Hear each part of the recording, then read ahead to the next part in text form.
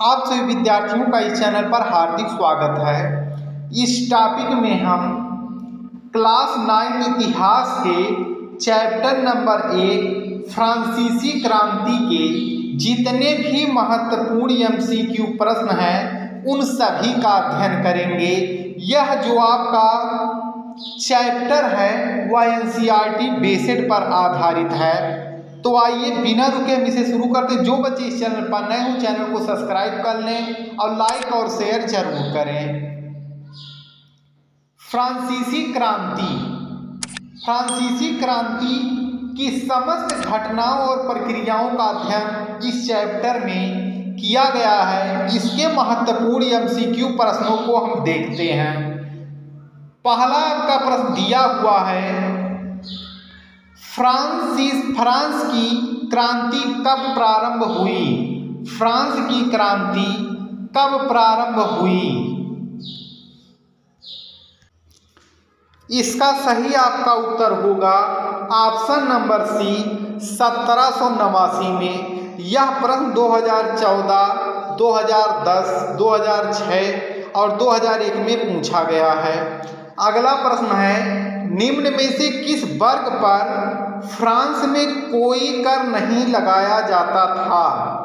निम्न में से किस वर्ग पर फ्रांस में कोई कर नहीं लगाया जाता था?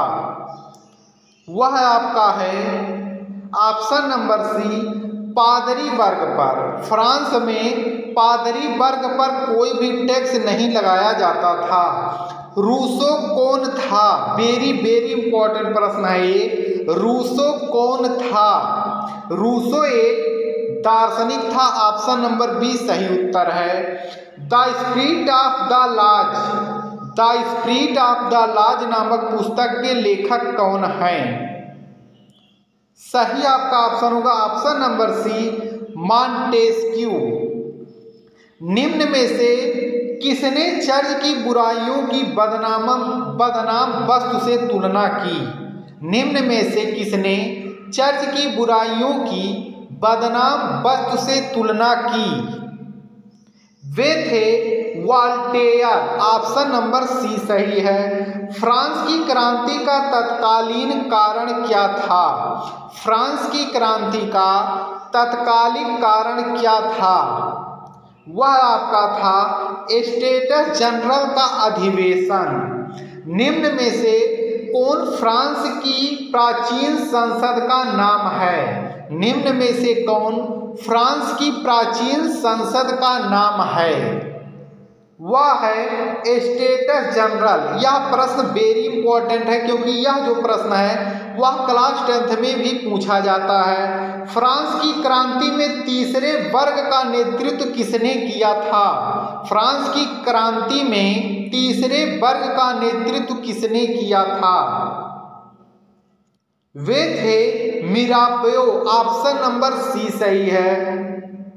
निम्नलिखित में से कौन सी क्रांति टेनिस कोर्ट की सभा से संबंधित थी?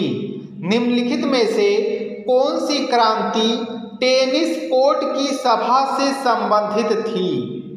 वह आपका होगा ऑप्शन नंबर सी फ्रांस की क्रांति। 1789 ईस्वी में फ्रांस की क्रांति के समय फ्रांस का शासक कौन था? 1789 ईस्वी में फ्रांस की क्रांति के समय फ्रांस का शासक यानी राजा कौन था? सही ऑप्शन आपका होगा लुई 16वां। Option number A. तीनों सदनों की संयुक्त बैठक का आयोजन कब किया गया था? तीनों सदनों की संयुक्त बैठक का आयोजन कब किया गया था? सही ऑप्शन होगा ऑप्शन नंबर ए 27 जून सन 1789 को। अगला आपका प्रश्न है, बास्टील की जेल के पतन का वर्ष है। बास्टील की जेल के पतन का वर्ष है अथवा किस तिथि को बास्टील का पतन हुआ था? यह एक स्थान का नाम था।